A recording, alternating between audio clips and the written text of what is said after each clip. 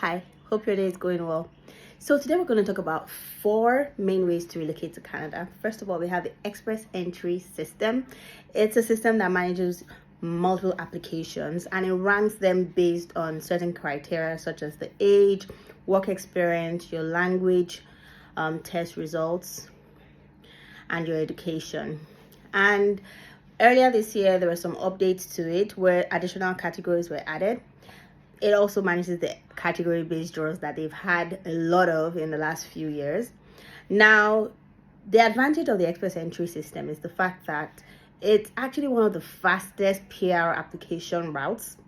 And most times people get the decision within 6 months. We've had clients who had decisions within 2-3 months of submitting, so that's why it's pretty attractive and nice. I think one of the other applications that get handled by is the Canadian Experience class. When they have the draws for that, people who have minimum of 1 year work experience, that's a good one that many students who study in Canada look to qualify for. Now, like I said, it ranks you based on certain criteria. The higher your score is, the most likely you are to get an invitation to apply for PR. The next one is sponsorships, family sponsorships. Actually, the next one is provincial nominations. This is when a province nominates you based on your, on the occupation and how relevant that is to what they're looking for. So like a couple of provinces have in-demand occupations or in-demand sectors or key sectors. And depending on how you align with that, then you may be nominated alongside, other criteria depending on what you're trying to qualify for, because they have multiple applications. They have some for people who studied in the province. They have some for people who have the minimum work experience they're looking for in a certain occupation.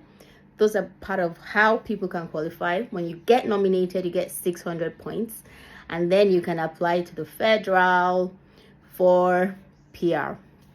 Now, the next one is sponsorship, family sponsorship. So it's either a husband is sponsoring the wife is sponsoring the husband, parents are sponsoring their child, and even siblings, depending. So this is another fantastic way of relocating to Canada. If you have family in Canada and they're sponsoring you, like any of those relationships I mentioned, that's a fantastic option.